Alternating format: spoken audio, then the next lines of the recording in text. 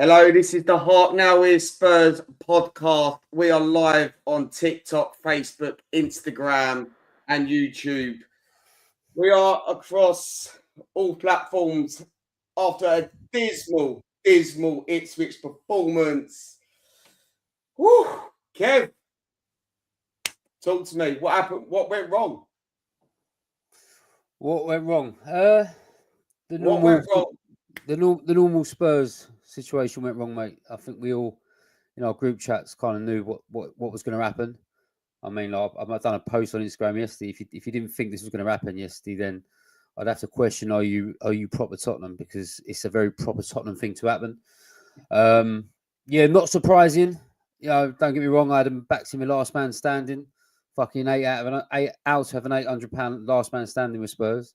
So I did fancy us, but obviously the hoodoo was there over us, where we like to give teams their first win of the season. So not really surprised. So yeah, this one ain't really hit me as much because even though I did fancy us, there was always the chance it would happen, and in true Tottenham fashion, and it did happen. And I don't know, mate. It's to the point now where I don't get angry anymore. I just kind of laugh at these things, and there's such a common thing with Spurs now, where it's always been that if a team gets a new manager, it's always us they play first. If they get a new sign, it's always us they play first. If a team ain't won a game all year, it's us that they win against. It's a proper Tottenham thing to happen. So Matt, in some aspects, I'm not surprised, mate.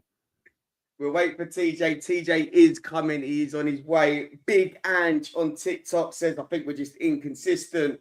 James Cooper says, good evening, guys. What's happening, Cooper? Certainly, and mate. Luke Parker on Insta. Head is still hot, mate. I'm with you, Luke, mate. I was raging yesterday, mate. I'm fuming. Matt's raging so much, his fucking face is still red, or is that light again? As well. Jake, Dr. Tottenham strikes again. The international break every time. Do you know what? I read a stat earlier before I go on my piece of this. I don't think Spurs have won in the last 5 or 7 games leading into the international break. Yeah, that's mad. Absolute madness. Big Ange, just saying we're inconsistent. Do you know what, Kev? Before I even get onto it, at full time, Lou was ringing me, and I'm like North Lower, she was like North Upper, yeah? And she's walked down to like look over and she can see me. And she's trying to ring me and I'm just standing there in disbelief. And I'm cancelling her calls, yeah? I'm just keep cancelling. And she's phoned me about 10 times and I just keep cancelling. And then I finally answer. She goes, why are you cancelling my calls? And I'm like, because I'm fuming. She goes, look up. I turn around and she's looking at me, watch me cancel her calls. But Kev, I was fuming, mate. I was like, I'm going home. I ain't staying out. I'm going home. Yeah, it's one of them games, I think, where you sort of you stand there in disbelief for a bit while everyone's fucking pouring out of there, and you stand there questioning yourself, and you wonder why you fucking put yourself through the ringer with this football club. Do you know what I mean? Every time. And I'll tell you what, I've been there before where I've had big plans to go for a beer afterwards, and then a result can just send you straight on that fucking train home with the ump. And I mean, I wasn't there Sunday, but if I was, I would have got that train straight home, mate, and I would have been fucking well annoyed. So yeah, I've been there before where you sort of stand in disbelief and think, fucking hell, why does this club do this to us every fucking time? Just when you think you're going somewhere in terms of results or club structure or manager, something fucking, sort of gets in the way. And in true Spurs fashion, it sort of stops us from having a nice climb up the table. And like you said, going into the national break, coming back with playing City, who haven't won a game in 4, and you fancied Spurs. But now, I don't think you fancy us against anyone after that one, Oh, Kev, what was the actual what did you think of the lineup when we went with the actual lineup? How we started? Honestly, mate, the midfield I was okay with, because I thought Bentancur and Sarr come on against Galatasaray, and Basuma was good against Galatasaray as well. And I thought all 3 of them done a good job. So I thought they deserved to play. And in my opinion, I think you could have put fucking Vinny Samways and fucking Colin Caldwell or someone like that in that team, and they should have fucking got a result against the team who were basically what we called a championship side a little while ago. And that championship side just gone to White Lane and fucking beat us. So I was okay with any lineup. Do you know? I would have been even happy if Lancashire started. I think I was that confident that we was going to win.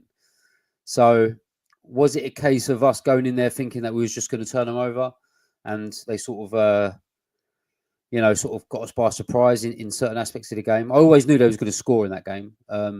Just didn't think they'd fucking score two, and we'd have a mountain to climb. And we left it hard for ourselves. And they deserve every bit of shit they get, the players and the manager, for that result. No, I'm with you. TJ, welcome, mate. TJ, I won't let Kev discuss again how he feels about yesterday's performance, mate, because he had steam coming out of his ear holes, mate. So I'm going to come on to you, mate. What went wrong yesterday, T? Now, you're on mute, T. You're on mute. Yeah, you're on mute, mate. Do you hear me? Yeah. Go on, mate. Start again. Fucking Spurs went wrong. That's what went wrong. Whoever wrote the gene code for that fucking football club fucked it yesterday. Listen, I put it in a post on Instagram. We're so inconsistent. It's predictable. Like you know when they're gonna fuck up. It's that inconsistent. And it's just. CJ, with that inconsistent, we are predictable. That is a killer.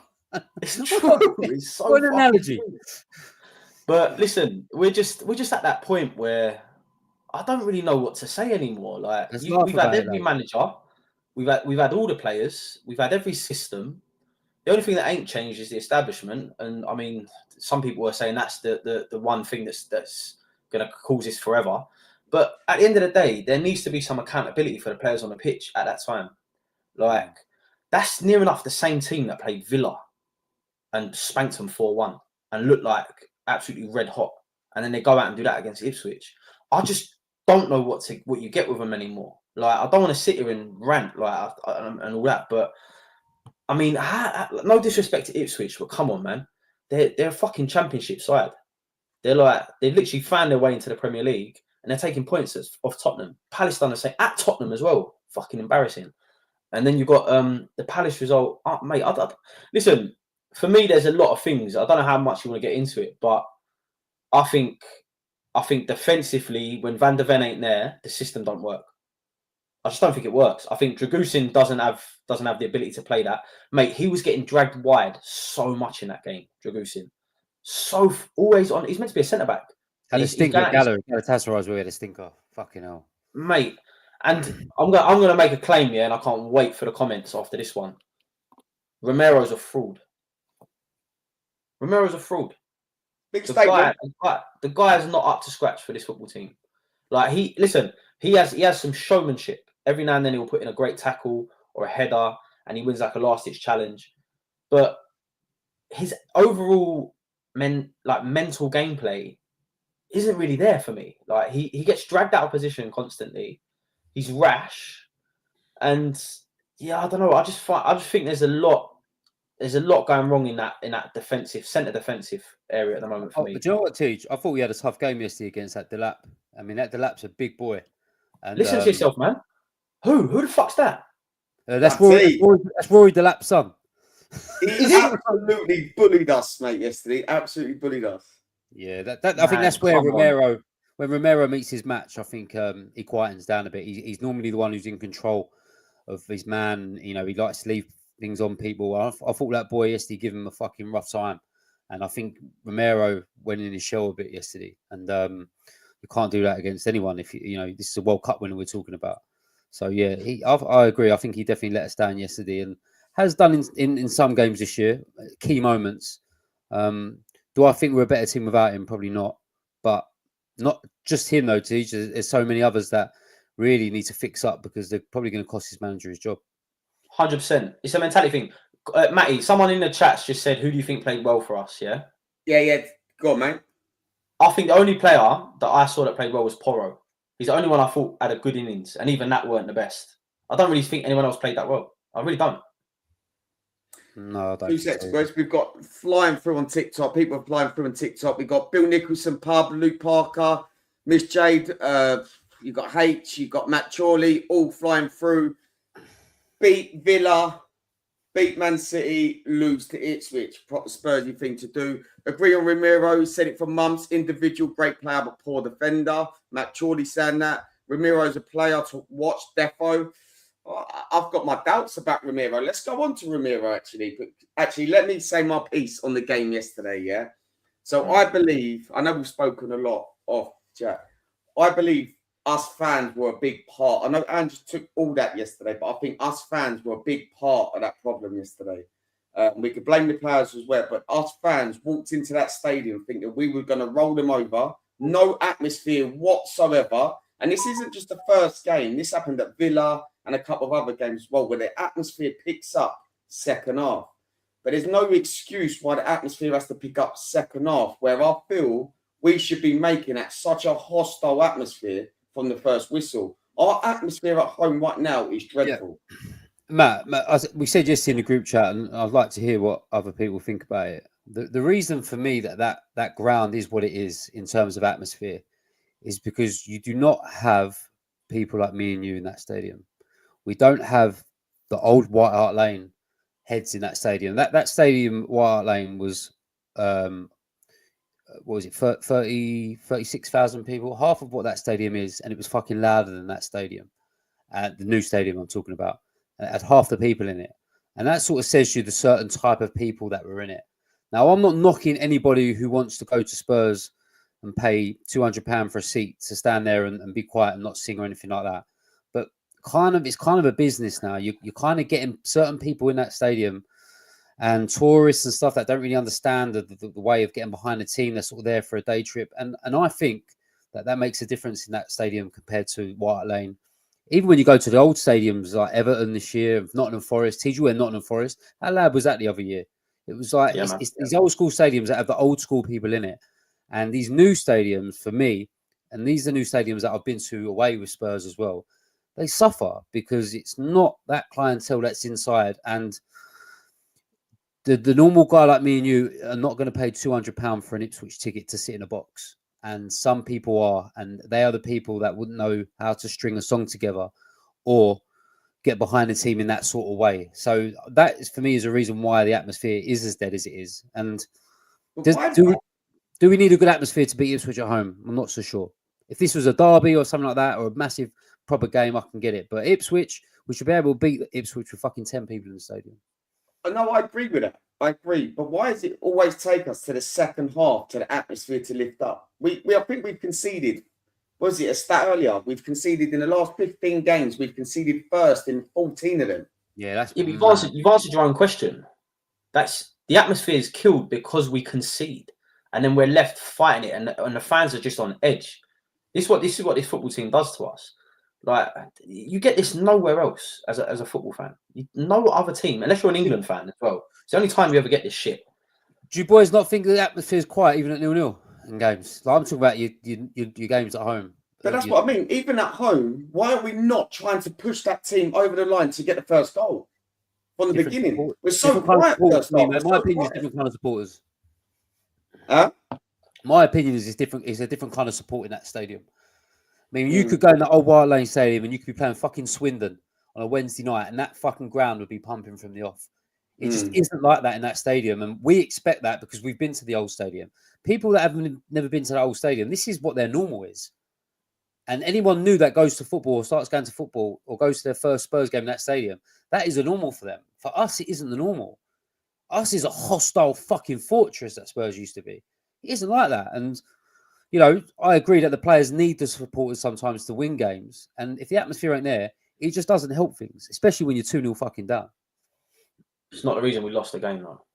No, but Matt's alluding to the fact that it's dead in there. And that's my opinion why I think it's dead in there. Okay, yeah, I agree with you. It's dead in there, but that's a cop out if that's why we're losing games. No, it's not we're losing games.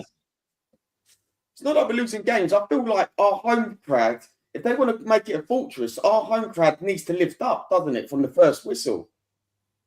Do you remember the start of last season? We used to come out, start of last season, blow teams away in the first 20 minutes. I can't remember that stuff happened now.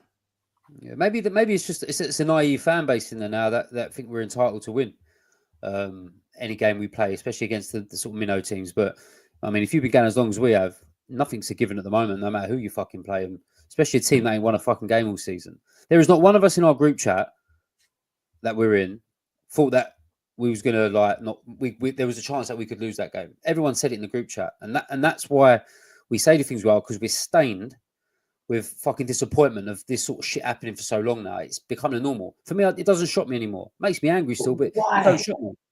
But why? What is that? I can't grasp it. Like, I'm a very logical person. I like to work things out. I like to think about things like rationally. Like, but what the fuck is that thing? Like, seriously, why does that only happen to Tottenham? Like, it's a joke. You'd think we'd have an answer by now. You know, we've had it so long. This podcast we've done, right, from a couple of years back, right, and I could play this exact conversation that we've had, where we've been like, it's just we've just lost it at Spurs. We'll beat City and then go and lose to someone like lower down the league, and I just can't work out why that happens to us. Like, I really can't. I don't get how the same 11 can go out, spank Villa 4-1, and then can't string the hunger to kill off a team that's just been promoted and hasn't won a game all season. I can only put it down to Ipswich as just being naive and thinking that you've won a game before you can go on there. I don't see whatever other reason it could be.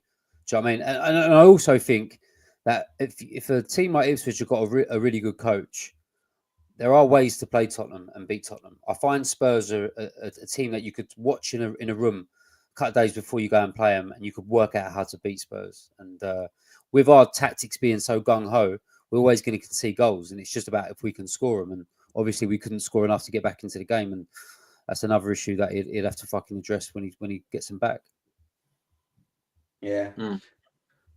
Luke was saying, is this people in the stadium? It's like a day out now. Like, walked in the pubs after Spurs lose 2-1, people are still singing and dancing around, and it is what it is, isn't it? Like, you can imagine that in the bricklayers and that. I've had many of them nights as well when Spurs have been pumped over the years. Still in there at 1 a.m. singing Can't Smile Without You and that. Do you know what I mean? I know what them days are about. Bill Nick was saying, and everyone was saying it was rocking at Villa. It was rocking at Villa's second half, though, wasn't it?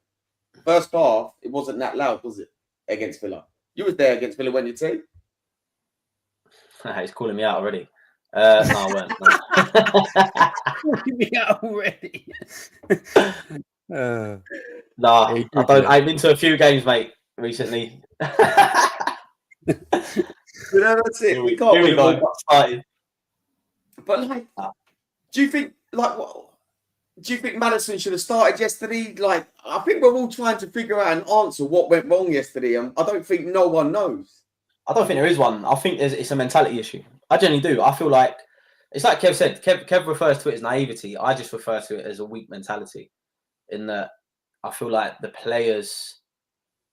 There's examples of this in real life, right? Some people get so comfortable in doing a day job that they just go in there and they perform at the level that they've been doing for the rest of the years. But yet you get someone come in new and they're hungry and they start inventing shit, start innovating processes and come in and change the whole game. Yeah, I feel like Spurs have this. I don't know whether it's the nice training centre and everything's all like lovey-dovey and perfect. I feel like Spurs just have this. Everything's comfortable. I feel like they need to be put out their comfort zone. My dad used to run a boxing gym in Tottenham, right? And what I loved about that gym was it was hard knocks. Like, you go in there, you can smell it. Like, you smelt the gym. Do you know what I mean? And listen, I've been a member of David Lloyd's, and you go in there, it's pristine. Like, the place is clean. Like, listen, it's not knocking it. It's fucking brilliant, right? But there's a difference. You breed hunger in hardness, like in hard times. And I feel like Spurs have got everything so nice and comfortable, and they're getting their paychecks. And this Hugo Lloris book kind of fucking hit the nail on the head for me. Like, they're getting fucking brand new watches for getting into the final, and he called them out on it. He was like, just for getting into the final, and it was engraved finalist. Can you imagine? Like, that sort of stuff just doesn't happen. Like, and yeah, no one wants. For me, that's the kind of thing. I feel like they need nasty, hard graft to feel the hunger again. Like, we could win this. We could go and win a trophy. We've got the ability to do that. But we need to. TJ wants to train over Tottenham Marshes. I want to train. That's what I want to do. I'll fucking right. Not at the moment. I need to train myself first. Fucking. Bruce Castle Park. Yeah, 100%, mate. Get Vicario to come play for your Sunday league team. So obviously, let's kind of move swiftly on from Ipswich because it hurts me, mate. I even woke up this morning, mate, and people say, you must be used to it. You're a Spurs fan. It doesn't, mate. It hurts more and more every time, especially where we've handed a win to Palace, we've handed a win to Ipswich. Next up, Man City. TJ, you're a stat man. I said this to Kev. I see something earlier. I don't think Spurs have won in their 5 or 7 last games before an international break. And that is horrible because we meant to go into training on a Monday, but them players are gone. Like Ramiro and all that are gone now. So Ange don't even see them to the back end of next week. So that they just kind of get away with it. Yeah, that's mad. Again, boys, the last international break was Brighton. And you know how we felt then. I feel like I'm just as bad, maybe worse, going into this international break. How you feeling?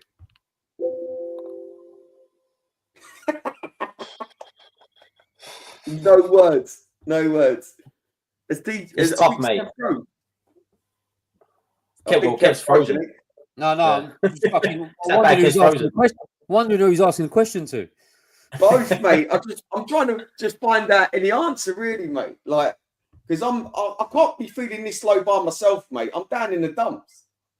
It's just but it's just same old, isn't it? Like, it's just like I go to work today. Well, I was working from home today, but I'm on the Zoom calls and that for work, and they're all like, "Here he is, Tottenham at the weekend." Da, da, da, da. And you're just like, do you know what? What can I say? You're right, mate. Yeah, it's fucking embarrassing. What can I do? And I've got to take this shit from part-time fans. No offense if any of them are watching, but yeah, it's just, yes, I don't know. I'm just so like, and this is the problem. I'm used to it. I expect it. It's gonna happen. As a Spurs fan, I'm like, this will happen. The idea of like sitting there thinking we could do a season unbeaten or something like that, I'll just be like, you laughing? This is Tottenham. We slip up against whoever. Do you know what my thing is? I went to school in the 90s, and that was when we was at our fucking worst. And yeah, that was bad. You could probably ask any Tottenham fan who's been around the last 50, 60 years, they'll probably say the 70s and the 90s are probably the worst. And I remember going into school in the 90s when Arsenal were great and United were great and we were fucking proper shit. And it just become a normal thing. And I still stuck up for him and everything else. And it's like now, obviously I don't go to school and have to take any shit, but my boy goes to school and I kind of feel sorry for him now because he goes to school and goes, oh, do you know what, I'm going to get so much shit tomorrow at school. And I feel bad for him because I feel bad because I'm the one who's fucking stuck this club in his life and made him obsessed with the club as much as he is. But, you know, when he come along and started watching it, my boy Poch was there and we thought we was going somewhere, and it's kind of, he's got Mourinho and Conte and we've got excited again and nothing's happened. Then we've got this guy who's won everything, and we had the big feel-good factor last year, and the first sort of 10 games we thought we was doing things, and it all went to shit, and now it started shit. And he's probably sitting there thinking, like, why the fuck have you put this club on me? Do you know what I mean? So he's the one I feel sorry for the most now. For us, I think it's just normal.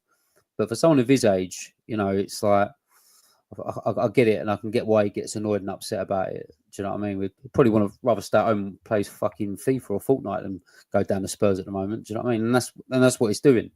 And I feel bad because, yeah, I drag him down there and pay stupid money to watch inconsistent shit that's been there since fucking I was born in the 80s. You know what I mean? And nothing ever changes. And I don't know if it'll ever change. You know, we've been speaking on the group chat today about why we think it's going wrong and do we blame the players? Are we going to dig Ange out? But you know what I mean? I don't want to say it because I feel like I'm making excuses up every time we lose a game of football. But if you want to get down to it, and people are asking me, do I think Ange should go? I'm like, no. Do I think the board should go? I think there's a case for an answer there. And I think that one, Kev. Kev, we'll come to that. We'll come to that. Yeah. I'm just saying. I think it's the same thing, and I think that's my issue with the club at the moment. Is like I said, we'll get onto it, but you know, I think guys, just want to say welcome to everyone on TikTok flying through. Satin Codfish, Pat Bar, Bill, Nick, everyone's active in the Instagram chat. You never win anything, and we'll come to that part. And what we're going to do, we're going to close up on the Ipswich one. But Kev, I'm going to come to you for a man of the match. Fucking Liam Delap. I thought he was a fucking tank. Absolutely monster, mate. He bullied us. Absolutely bullied us. Yeah, I can't really tell you one, mate. To be honest, I thought. Do you know what? To be fair, I thought Solanke was good again. I thought he put himself about again. I didn't even think Werner was too bad when he come on. I know he skied one or whatever, but I thought he looked like he could maybe change the game where it was going kind of maybe a bit flattish. But I think Dom Solanke for me he's just a fucking workhorse. He really is, and he does so much. And a number 9, you know, sometimes should be just played off, but I think he gets right stuck in, and he gets around everywhere, mate. And I think we're quite lucky to have him at the moment. I think he's a bit of a shining light. You're right, TJ. Man of match. Like I say, I don't disagree. I think Solanke had a good game. But if I'm looking at players that like from the full 90, who I can take away positives, I thought Porro did his job. Like I thought if I watched Porro, he was playing the inverted fullback role. He was getting in. He was putting crosses in. He looked dangerous at times. That's the only one. Like listen, Werner as well. He played well when he come on. Yeah, I mean we're scraping a barrel here. If I'm being totally honest. Yeah, Bentancur was alright. Yeah, Bentancur was good actually. He put himself about. I thought he was good against Galatasaray as well. Deserved this start. What frustrates me with Bentancur? Just gives away sloppy free kicks. He reminds me of Kulu sometimes, where he gives away a free kick. He ain't as bad as him, Matt. Huh? He ain't as bad as Kulu. Fuck me. Kulu is an absolute fucking donkey at fucking tracking back and tackling. Awful.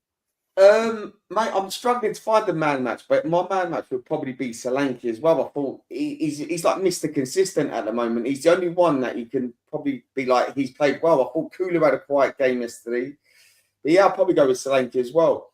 I thought Bergvall warmed up well on the sideline. I was thinking about giving it to him or something, you know, like the ball boy or something. I couldn't find one at the beginning. No, it's true.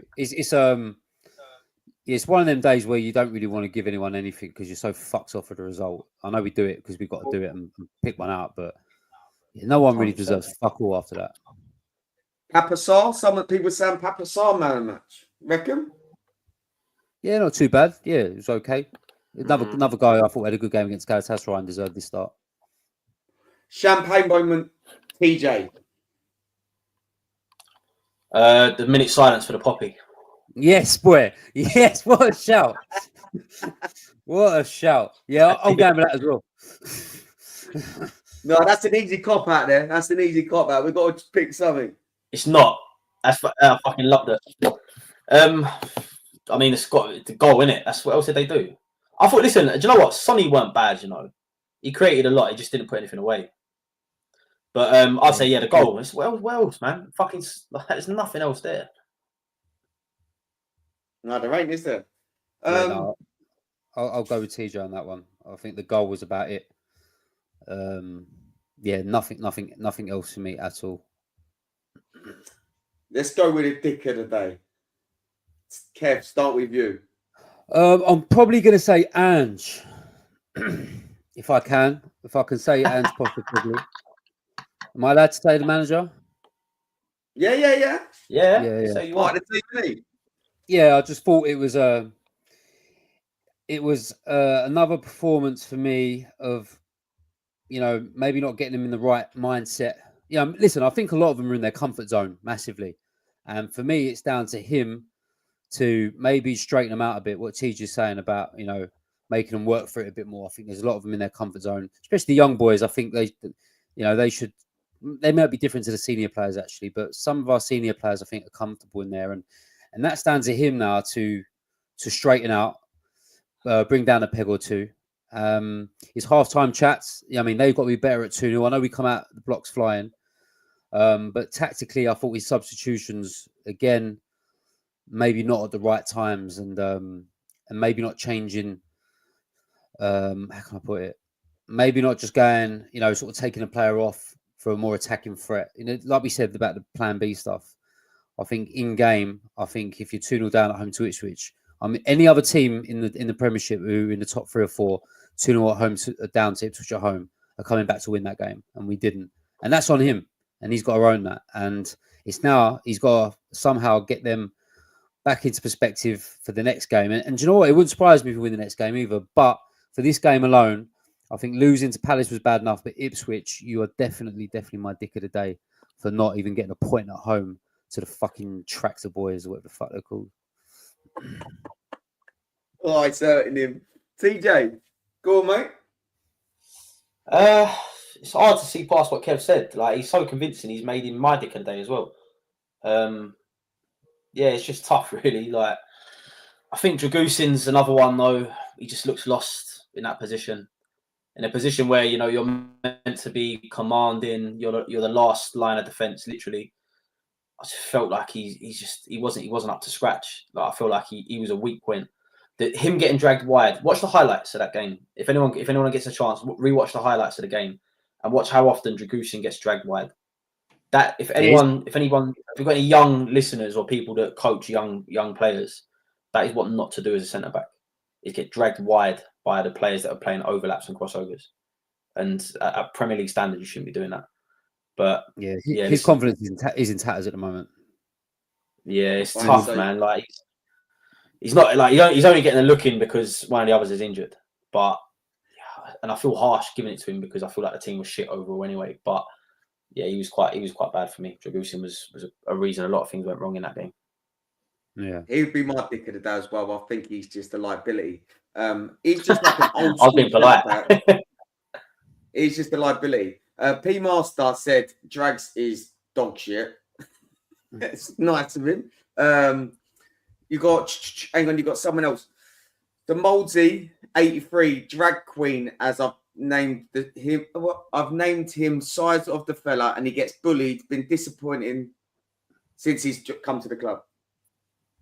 So he's taken a lot of stick, Radu, and there were so many times yesterday he had to get the ball out quicker to Ndogi, and mate, he just.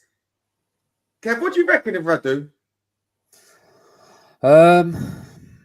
At the start, I mean, in the what was it? The Euros, wasn't it? Well, we just had the Euros. Yeah. It was Euros. I thought he was really good for Romania, and I was kind of thinking he'd get his chance. And we've never had when we're Toby and Jan, we never had a good centre back to come in. And I thought if one of them two boys get injured with Romero Van der Ven, we've got something good to come in. And the last two games I've watched him play after Galatasaray, I wouldn't fucking. I know we had no choice, but I don't think I would have even started him against Ipswich. I thought at Galatasaray, he sort of showed that he's quite fragile and he can go under pressure. And I mean, a lot of them did, but I just thought he might have been made a bit of tougher stuff than that. And I thought Ipswich, he was pretty poor as well. So I don't know. Football's funny. You know, you can have a couple of shit games and then you can come back and be good. But at the moment, yeah, Dragusin doesn't fill me much hope. Will we get an injury at centre back? I mean, Ben Davis has probably been better than him in the games he stepped in, I think, and that's saying something. Do you know what I mean? So I don't know. I mean, Lee said on the group chat this morning, I think they should go and look for another pacey centre back in January. He's probably got a point. You know, Van der Ven's injuries with his hammies and all that. I mean, we spoke and said that system relies on a fast centre back, and when we don't have one, we look vulnerable. And with Dragusin playing the way he is at the moment, I mean, we're forever going to concede goals at the moment. And like I said, it's just about scoring your opponents when you've got someone playing like that, you know? Yeah. So, TJ, moving on to Ange. I think this is going to be a big topic. This is going to be a very big topic, I think, with Ange, because I think there's a very split fan base on this situation now. Starting off, T, do you think Ange and Maddison have got something going on there? Like, do you think there's an issue there? Why was Maddison dropped again, but only brought on in the 82nd minute against Ipswich? And also, T, Maddison scored that free kick. When Ange was asked about Maddison for the England, why did he not get called up for the England call-up? Ange's reply was, a free kick don't get you a call-up. So he's digged at Maddison. So do you think there's something there brewing? I'll be surprised. It doesn't, unless Maddison's had something directly with Ange, then I don't see why. Ange doesn't strike me as a sort of person to publicly alienate or cause an issue with someone. But I mean, same thing. If that's true what he said, then yeah, like it don't sound great. But I genuinely just think Maddison probably hasn't performed to the standard he had since he had that injury. And I genuinely think Maddison's being kept out of the team by better players, if I'm being totally honest. I think Kulu's performing the number 10. Well, though? Don't you think he started the season well, though? Yeah, but Kulu's playing number 10, and that's Maddison's position, and Kulu's probably the player of the season so far. So why did we go to Brighton with like Basuma potential holding and then Kulu and Maddison just in front, with Maddison playing a lot deeper? But we did do that against Ipswich where we should have attacked them from the off.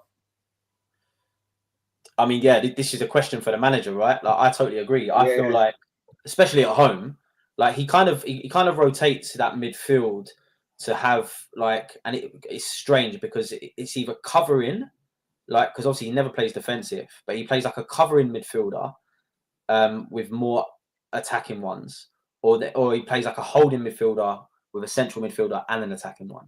So he sort of plays like 3 in a line, or he plays 1 at the back and 2 up top, 2 in like the attacking midfield. And I feel like, I feel like he should have probably played the latter, so as in 1 and then 2 up, but he just didn't seem to do that. And I think especially at home against teams like Ipswich, that should be like, it should be like the all-out attack scenario should work. But yeah, it's the Maddison thing. I genuinely just think Kulu's keeping him out of the team, and I think Sarr, when he comes on, plays fantastic. I think Biss is kind of doing that holding role quite well. Biss and Bentancur are kind of interchangeable at the moment. So yeah, for me, I genuinely think like Maddison's great, and when he has played, he's great. But I think Kulu's better this season, and I think that's why he's probably not getting as much game time. I'd be very, very surprised if there's something personal going on both people's parts.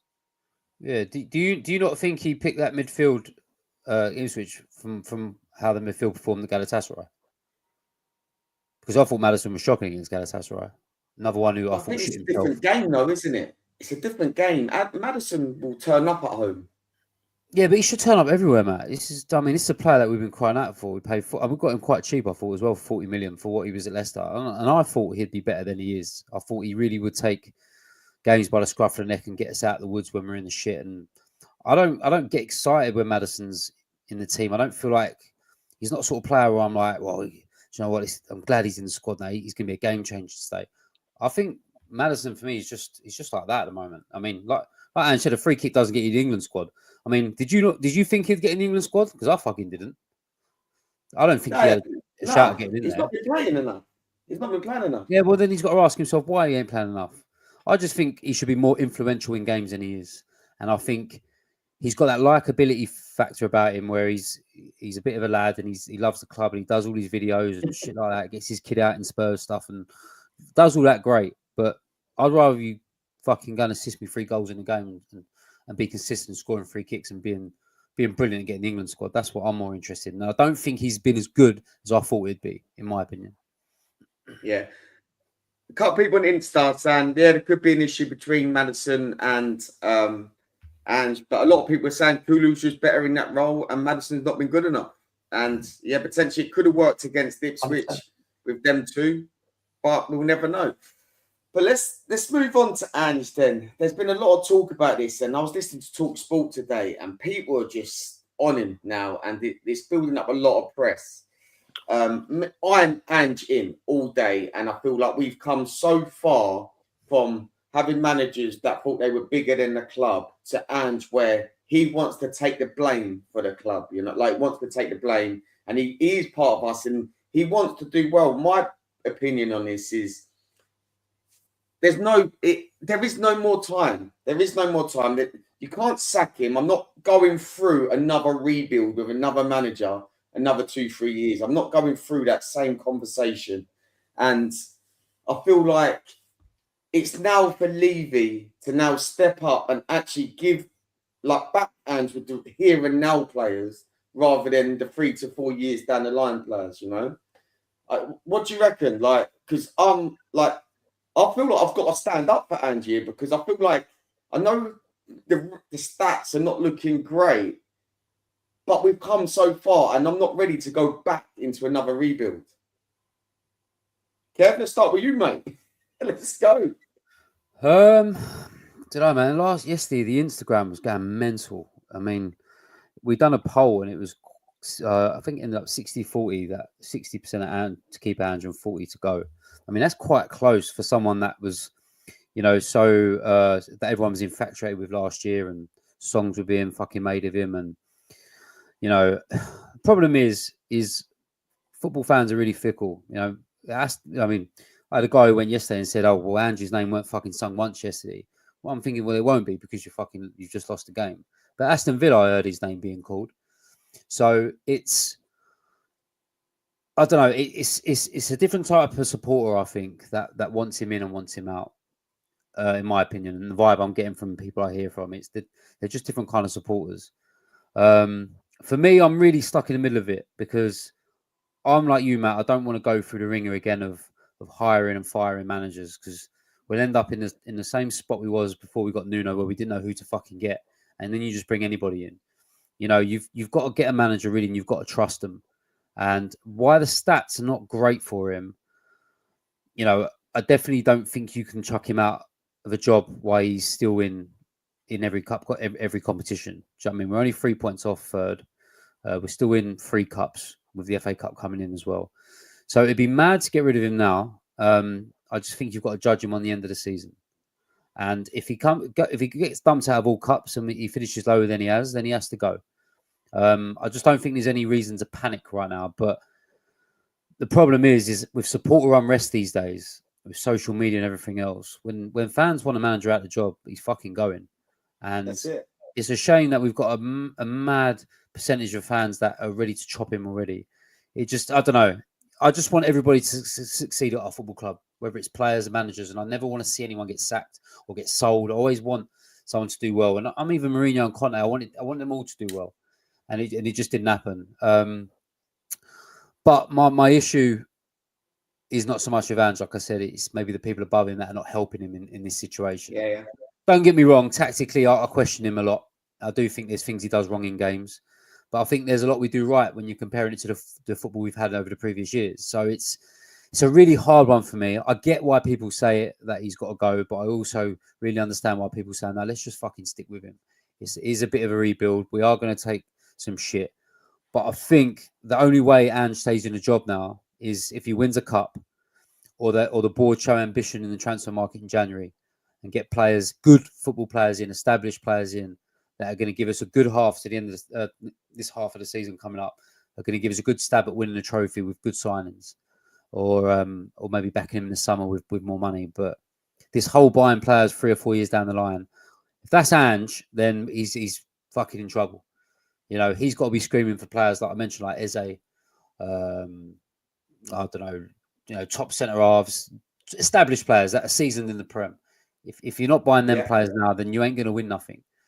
You know what I mean, you're not going to win a Europa League with an Archie Gray and a Lucas Bergvall playing this year. It just ain't going to happen. So it all depends on what expectations the board have. You know, do I think they match the managers? Probably not. But then this is Ange's fault for taking the job and maybe sticking in it and maybe working on the broken promises like other managers have. And you know, I can see it. If it gets too shitty for Ange, I can see him just thinking, "Fuck this, I'm off." So I don't know. I'm quite split with it, but for me, you've got to back him at least to the end of the season. Here we go, T. Just before I move on to you, mate. Marlon and Jin, give him time. A lot of people are just saying, give him time. Kaya, you have to stick with him, give him the time, let him have the players that he wants. Can't rush greatness from the Bill Nick.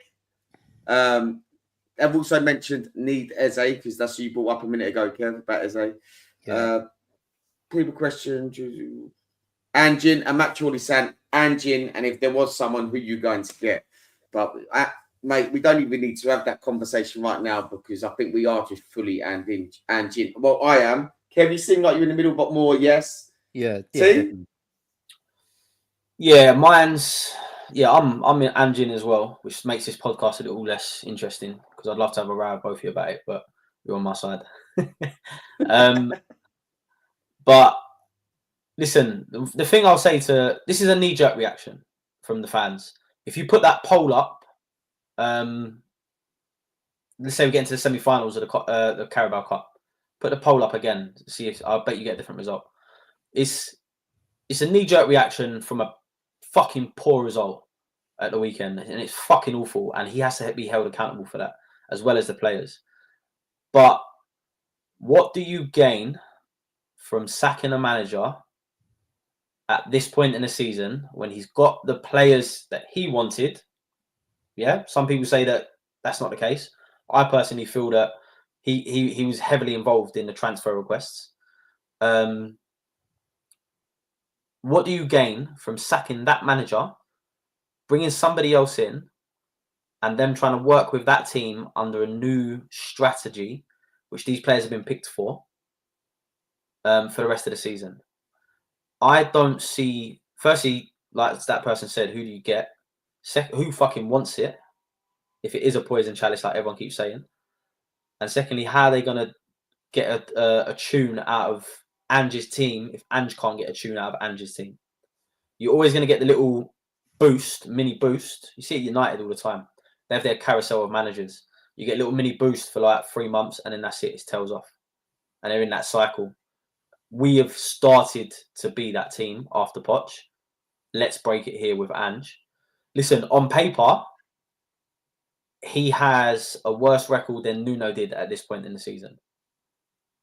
However, I feel like the issues relating to why we're not winning are not as substantial. I feel like if he can somehow get the consistency in performances, so if he can get the Villa performance in the Ipswich game, we don't have a problem anymore. And that's what it is. It's about getting the mentality out of the players on a consistent basis.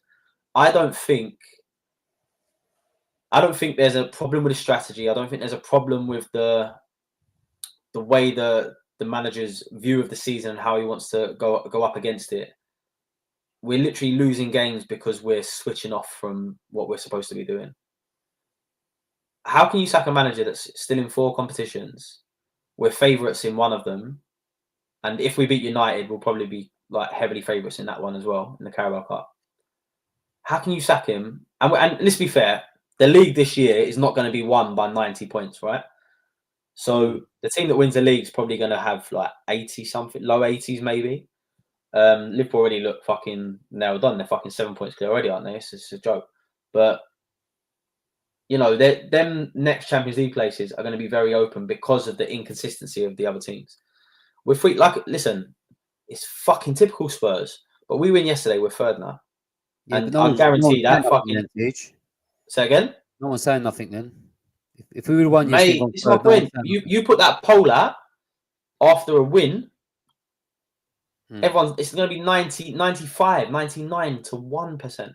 It's a knee-jerk reaction from the fans.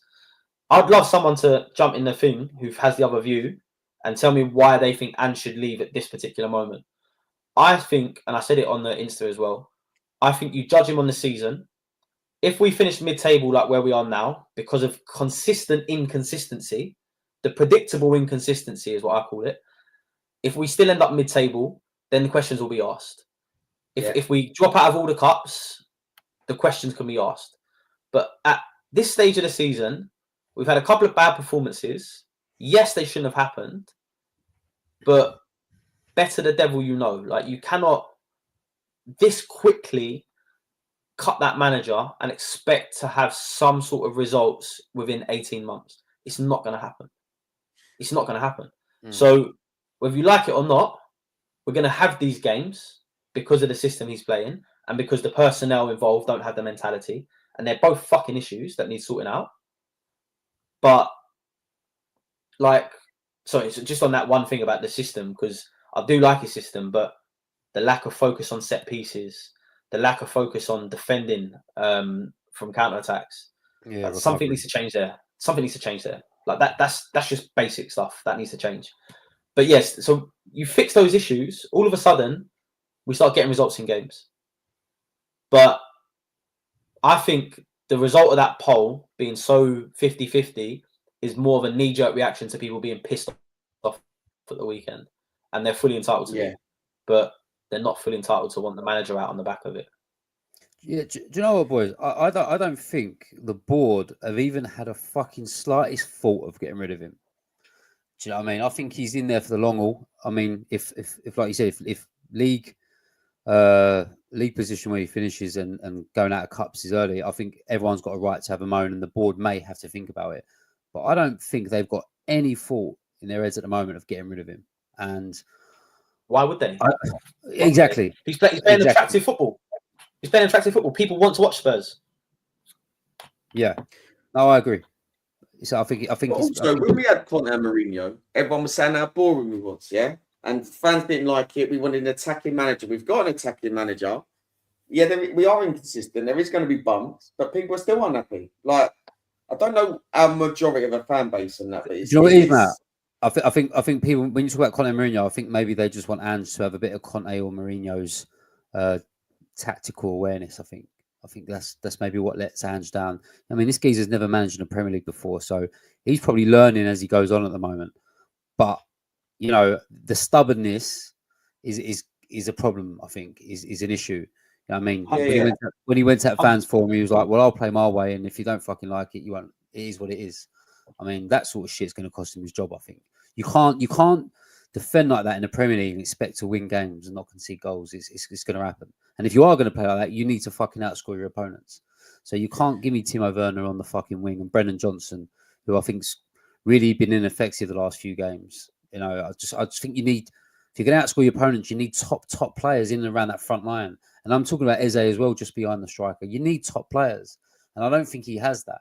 I think he has inconsistent midfielders at the moment, bar Kulusevski, who are not giving him the goals that he wants because he knows he's going to concede them. I mean, I'm all up for fucking 6-3s and all that, but obviously I want to win the games and not lose at home to teams like Ipswich and lose away to Palace. So I think for Ange, it's about having the right players in there, but the fucking board have to give him proven quality. Otherwise, you're going to lose another manager and you're going to go and get another fucking manager in and you're going through all this shit again. If you know you've got something good and you've got a manager that wants to play the Spurs way, how the fuck can you not back him? How can you think of the balance sheet before the football club? I have to question you, how fucking Tottenham are you if all you care about is balancing books and not winning trophies? Because you're going to lose another good manager and you're going to put the shit on another fucking merry-go-round. Like T said, just like Man United. I mean, that club's a fucking mess at the moment. And it's like, we can't be that. Do you know what I mean? We don't have the money that they have to spend for one, but fucking hell. I know there's being a bit safe with money and we're never in the red. But fuck me, we want success. Enix CV of trophies is fucking piss poor. And it needs to be sorted out. But honestly, boys, I think you could get fucking Pep Guardiola managing that team. And if you ain't backed right, you ain't winning fuck all. You need to be backed. And it's like, fuck all this. You can't do it at City at the moment. So. No, but it's this club ethos thing at the moment. It's like, I get buying young players and looking at a sell-on value or they might become good and this, that, and the other. But at some point, you need to buy proven quality to win trophies in this fucking country. Listen, who else pays 40 million for an Archie Gray? And playing him out of fucking position. Madness. I think he's a great player, but is he 40 million? No, but they think he's going to be worth double that in a few years. That's what it is. They're looking at a selling position. Well, yeah, not as a fucking right back. Jesus Christ, he's so fucking rigid, the poor kid. Feel sorry for him. He's a fucking baller. He's a centre midfielder. Don't know why they haven't even tried him in there yet. It's mad. I do think that though. I do think rather than the fans turning on Ange, we turned on Conte, we turned on Mourinho, turned on Nunes. We all thought these managers wasn't good enough. Yeah.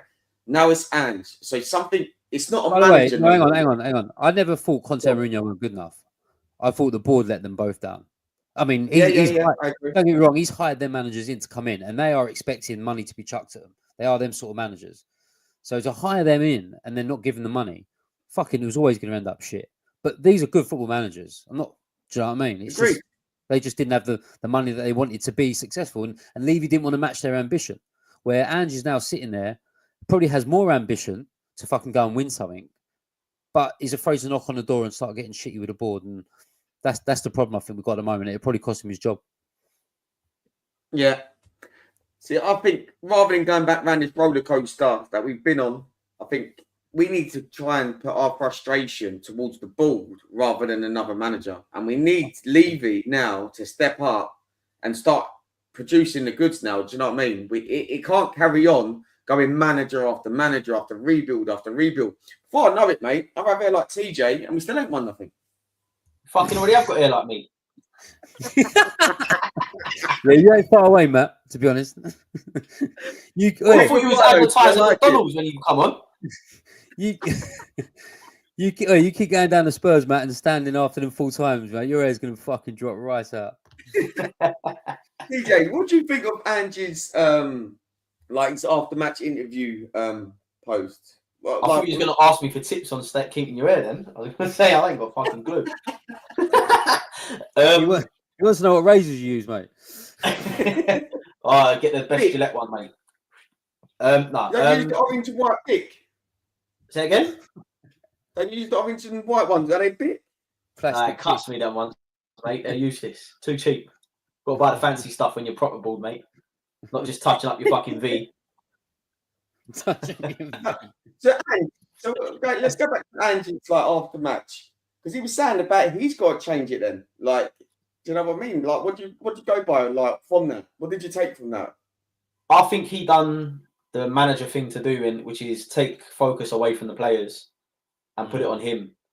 I mean, the problem is what he said is true as well. Like, he has to take a lot of the blame for why he can't get a consistent tune out of these players.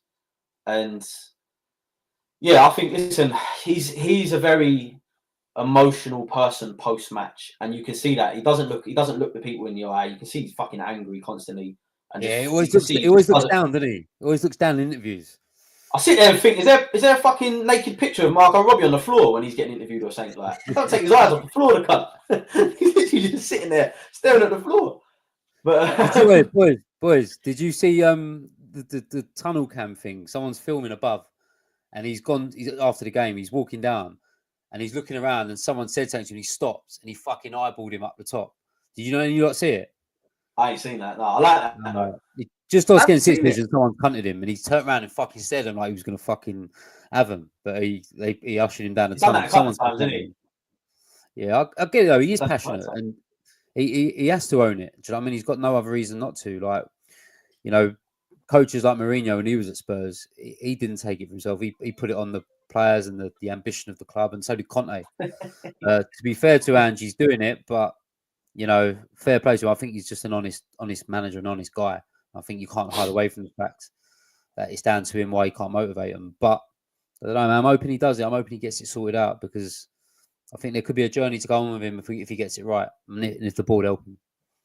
Well, the next 4 games could be a journey, though, Kev. We've got Man City away after the international break, Fulham at home, Bournemouth away, and Chelsea at home. Next 4 games. I think. I don't know. And that's without Roma in that as well. Yeah. Yeah, when's United? United 16th, isn't it? Yeah, 16th. Yeah, that's late December. Yeah. And it's the first one not to play in Paris. Surely he's worth getting behind him 100%, Richard. But yeah, mate. So obviously we won't see each other now until Man City. Anyone want any tickets for that, by the way? Just shout me if you want anybody listening. Kev's got a row. He's bought a row. A row of fucking tickets. Kev, if you're up, man, I might take 4. I might take 4, man. I might take Flo to her first away day. Yeah, don't take us to that one. Do you know what the thing is? We'll probably fucking win. It wouldn't surprise me if we win that game. It really wouldn't. Yeah, hold on. Yeah, but Man City need a win now. So you know what happens when a team needs a win. Fucking hell. Yeah, true. That's a pretty tough call, actually. But yeah, I've been wanting to go up to City for a couple of years now, and I've been up there so much. I think I've only ever seen us win once up there, and that was a quarter-final. It was the year we won the cup. We beat them in the quarter-finals when their ground was called the Eastlands, when they first got the takeover thing. And every time I've been up there since then, we've been bad. But then these last few years, when I haven't been going, because I feel like we're going to get fucking smashed, we end up putting a result in. So I was all up for going, but Ipswich it just made me go, do you know what, Kev? It's near Christmas. I'm going to Bournemouth anyway after that. Have a rest, mate. Don't put yourself through the fucking ringer. So I'm not going to go, but we'll probably fucking get a win there or a draw. Have you got tickets for Bournemouth, boys? Yeah, me and TJ going Bournemouth. What's the allocation there? 800? Fucking about 12, I think. Was it 1200? Yeah, I've never been, so it'd be a good. I've never been Bournemouth. I've been there on nights out and stuff, but not to the ground. Yeah, I went there for a stag do a few years back, so it's a nice part of the world nice part of the country to be honest. But yeah, not on a Thursday night, going to their ground, hey? Not on a Thursday night, it won't be. Still make it down the beach, mate. But no, listen, it's like Kev said, I think their stadium's like between 10 and 11,000. Like, which let's be fair, for a Premier League club, that's not good enough. Like, they need to sort that out. But yeah, so the allocation is like 800, 900 for away fans. And you think after corporate tickets go, you're like, do you know what I mean? You're hardly getting anything. So it's not really hard to get tickets, but Kev managed to sort out too. So we'll be going to that one. Yeah, go on, Kev. I'm gonna get your score prediction for Man City, mate. Oh God, man! The score game with Spurs has got to be the hardest thing ever. When they were on a Super Six, when I'm doing a Super Six and Spurs, I don't know where to go these days with Spurs. I'll stick me out there and go for a 2-2 draw. Is Van der Ven back for that? Is Van der Ven back? Yeah. Do you know what? They might have some players back by then because they've got a bit of a fucking. Yeah, they'll have a whole back line back. Yeah, so I'll go for a draw just to stay positive in such a shit couple of days. I'll go for a draw. See? This is where, hang on, T. This is where you come out. We've got their number. Yeah. Well, normally we have, and we have had it this season. So my fucking statement that, by the way, it's been nicked by pundits now. I've heard pundits saying that we've got their number. Someone says, we must be getting popular, boys, because either they're copying me or it's just a fucking proper coincidence. Well, Paul Merson, is it? Yeah, well, fuck no, fucking no. Listen, there's this little nutcase in the back of my head going, we're going to win 4-3. We're going to win 4-3. So I'm going to have to go with a 4-3 nutcase in the back of my head. It's always got goals, isn't it, that game? Always got goals. Yeah, I mean, look, like, was it 3-3 last season? Yeah. Yeah, I think we'll do one better this year. I think we're doing 4-3. I think what a joker. I think 2 or 3. I think it'd be 2 or 3 again. But obviously, that's me saying that. But yeah, that Sunday, don't get me wrong, we could be coming on here getting thumped 5-1. Yeah, don't listen to Matt's prediction. Someone sent me a video, Matt, on the. So did you get interviewed on YouTube or something? Have you not seen it? TikTok. Oh no, someone he gets interviewed all the time. I've seen him get interviewed everywhere now. Yeah, and he give it the right Barry's game. We're gonna smack Ipswich. We're gonna fucking. Is it Ipswich geezer who's interviewing you? Oh yes, that was yesterday outside the ground. Yeah, I've seen it on YouTube. Someone sent me it and gone fucking Matt's got another score, right? And it was like you going, yeah, we're gonna fucking do you, mate. We're gonna turn you over 4-1 and all that. No, I was giving it. He's like, what's the score going to be? I was like, what, do you want my honest opinion? He's like, yeah. I said, probably about 3 or 4-0 Spurs. And he's like, well, who's going to score then? I was like, probably Sonny, a couple, Solanke. If it goes double figures, we might be talking Pedro Porro and Dogi. And then I messaged him last night saying, yeah, mate, don't bother putting that video up, mate. I'll take it all back. Mate, how are you not a fucking meme by now? I don't know, mate. You're not a meme. Mate, yesterday, Matt, I'm only going to lie to you, Kev. Go on. No, go on. What you saying? Yesterday night, mate, I sat on that sofa and I was like Ian Bill meme, mate. I was sitting there like this. I've got nothing left. I was in bits, mate. I was in bits. I thought, I can't do this no more. Thing is, though, what are you saying to Kev? Thing is, no, we always will do it again, and I think that's what makes us the fans we are. We're used to it. We'll always go. It's an addiction that we've got. It's in our fucking DNA. It's in our family's DNA. It's just saying we can come on here and moan as much as we want, but we're still spending fucking stupid money following them abroad and fucking whatnot. So just take it on the chin, boys. It is what it is, and one day we fucking will be successful and we can talk about it. But whether we're alive, I don't know. But one day it's going to come. That is a question. Listen, I always say, if you ever want your daughter to be with someone, make sure they're with a Spurs fan, because they're the most loyal fucking cunts in the world, mate. They fucking take everything. Very good. Right, let's wrap it up. Just want to say thank you to all TikTok. We are on TikTok, we're on Instagram, we're on YouTube, and we're on Facebook Live today. We will be shutting it down tonight for this evening. Just want to say thank you to you all on TikTok, Instagram, Facebook, and YouTube. After a dreadful Ipswich performance, well, we spoke about Ange. I've kind of needed this chat to like liven me up a bit. TJ wants one word as it goes. Actually, go on, TJ. No, this is just literally just in from my phone, right? Like, so someone we know who goes down the Spurs a lot with us, it's just messaged me to put this out there. So I'd like to do it live on the pod, and then we'll put it out on all the platforms afterwards. So a young Spurs fan called Jack, age 9, recently found out he has his cancer has come back. If you boys would have a little look on the stories, that's talking to us, and there's a GoFundMe page, and they really appreciate us putting it out there for them. We've done a lot of this in the past, and literally this is just in, so I'm reading it out from the text as I've got it. So what we'll do is we'll put the GoFundMe page out on the page on our socials. Please take a look at it. Sounds like a young boy there is having a really tough time with a cancer diagnosis. So if there's anything we can do, if anyone's got some like spare change or anything to help this kid on a GoFundMe page, please take a look. Yeah, more to come on that. We'll put it out on the socials. But Justin. Yeah, no worries, mate. Yeah. We'll do. Brilliant. Well done, guys. Well, thank you for tuning in. And look, we go again after another horrible international weekend. We go against Man City away.